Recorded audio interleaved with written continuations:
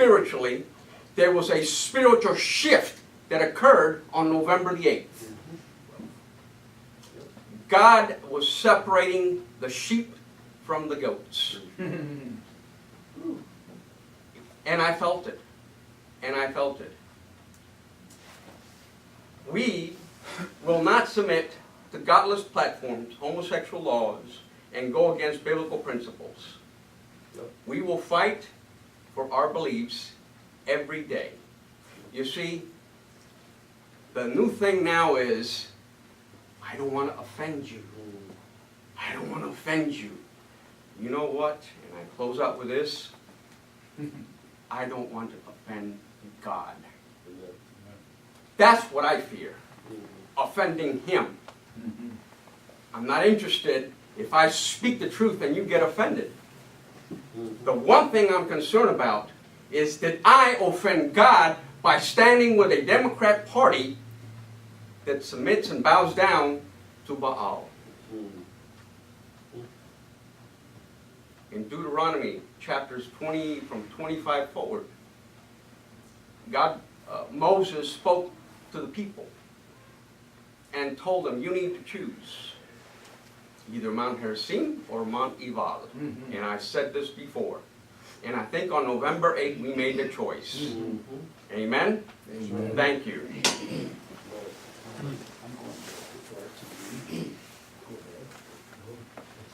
Thank you, Rabbi Parker. Amen. Amen. From New Kent County. Ted, do you want to say a few words? Ted? It'll just be a few. Okay. Say a few words here. You're from Louisa County, I believe. Correct. Yeah, so Yeah. I'm glad to have you. Ted Williams. Thank you. I didn't come prepared to say anything, and I was not going to, but I just feel that I need to share something from a pastor's heart.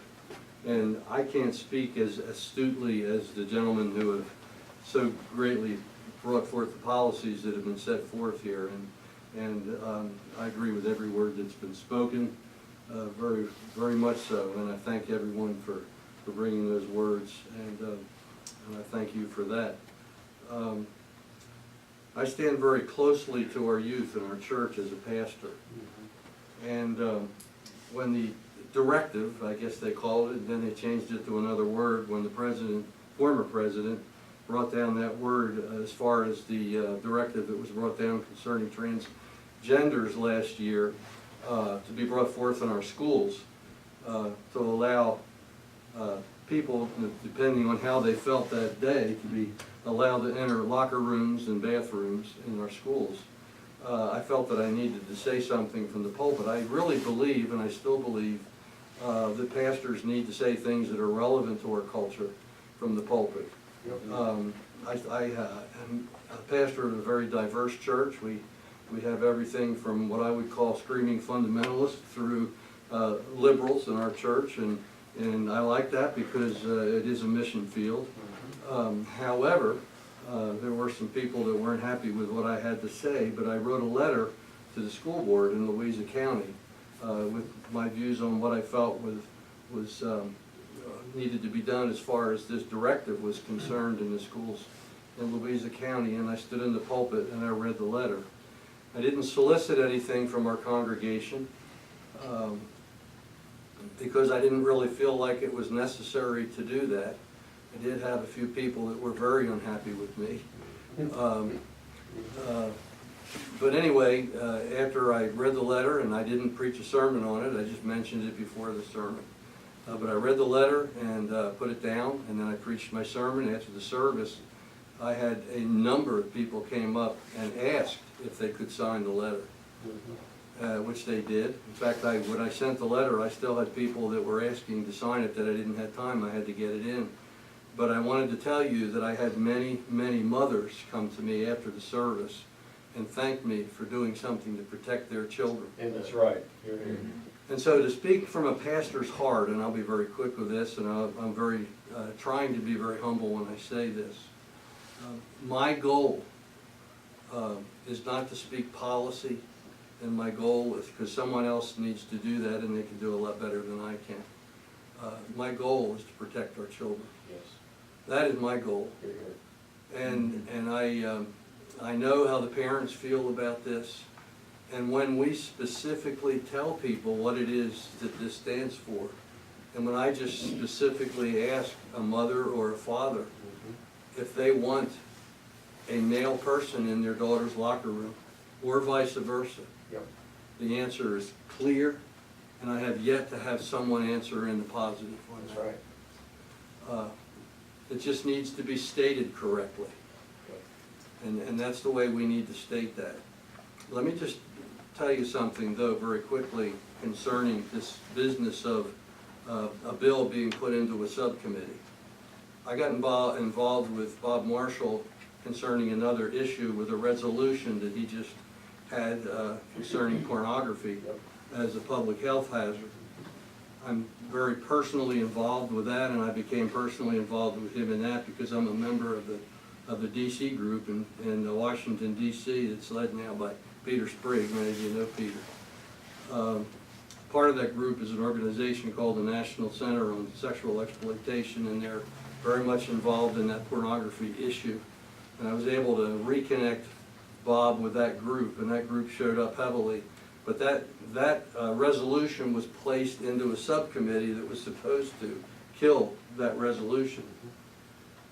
But many people got involved, and we started to call some of our folks, and with that reconnection with the National Center on Sexual Exploitation, they sent some of their folks, and as a result, that resolution was passed in subcommittee unanimously.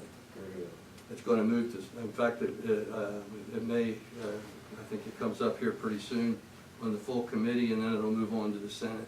I'm just encouraging you as far as this bill. Don't let it die in subcommittee. You can do it. We can do it together if we work at it and we make sure we connect with the right people. But from the pastor's heart, back to the other issue, this transgender issue. I know our youth, and I know that how they feel about it. And I speak as a pastor that very much cares for his people. These kids don't want this. They want their bathrooms, they want their locker rooms, they want their areas to be safe. And I don't want, and we just talked about the area of the sex offenders list.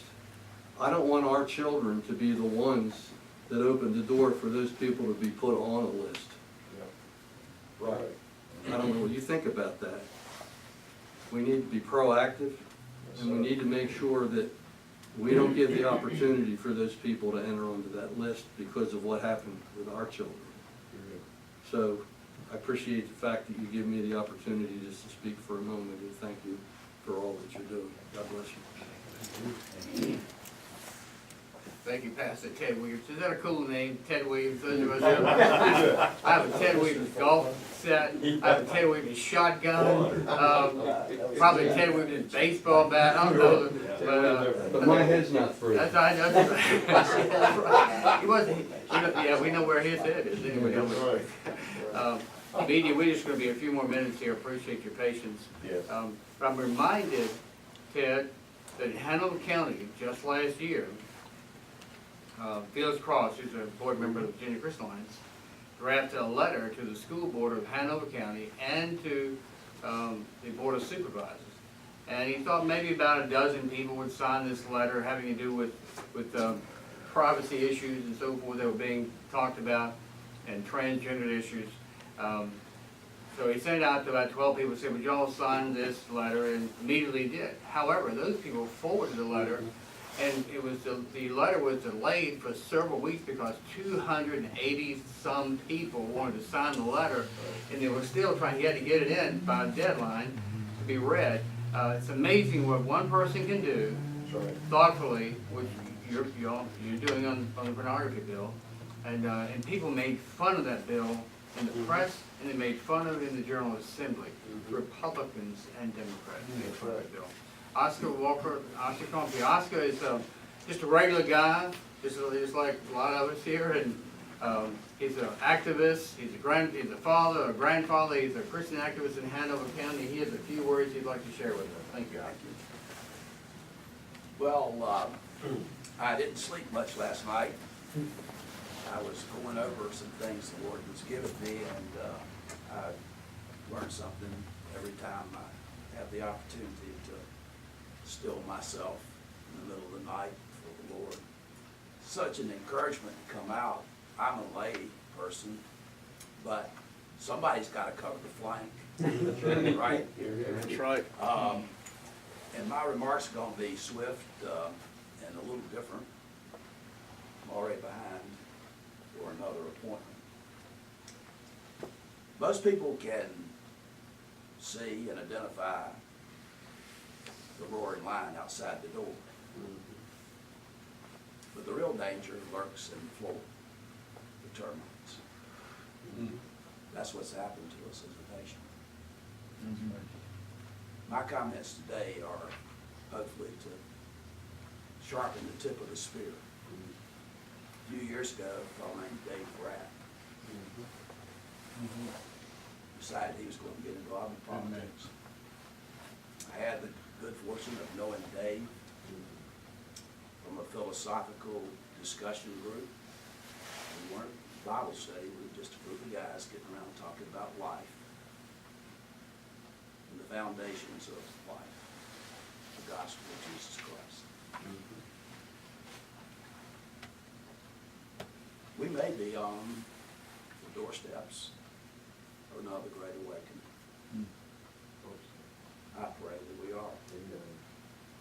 So my remarks today are around advancing the celebration of American excellency and attracting the most capable individuals for public service Yes. at the highest levels. The weakening of our republic has come because of weak leadership. Right. Amen. We as citizens must take responsibility for that. For we are partners in this great experiment. When the most accomplished citizens step up for service to the highest offices in our nation, the personal attacks begin. They're relentless. They're designed, and they're perpetrated by Marxists, socialists, and communists. They're often effective in destroying the reputation and the heart of those that have been brave enough to step up and serve. This must end now. The dangers of this type of politics, we'll call it. Read C.S. Lewis, The Abolition of Man, and you will get an insight into the dangers of where this leads. I'm going to list a few. Highly qualified people, individuals with records of high performance, excellence in service, good character,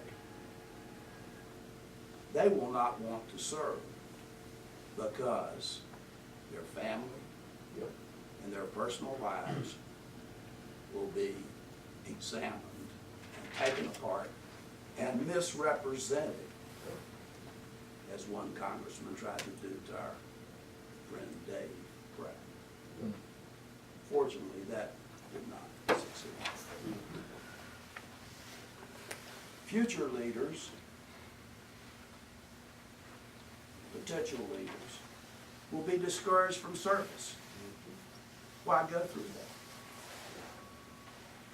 that? Pastors certainly should relate to those dark, devious attacks. I'm sure you have your share. And finally, the lack of veneration of moral character, honor, and respect will have a negative impact upon the future generations. The high aspirations of the hero is now gone. Cynicism and an attitude of negativity will soon become the food which the citizens eat.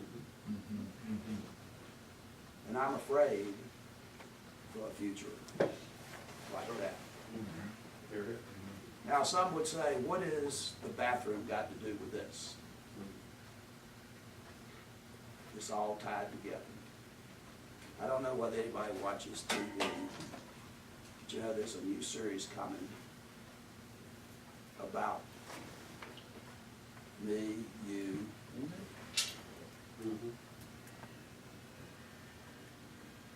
marriage. Right here in the Commonwealth of Virginia. We couldn't get the Attorney General within the law. Disgrace. Yep. So that's all I had to say. But the good news is that we can be of encouragement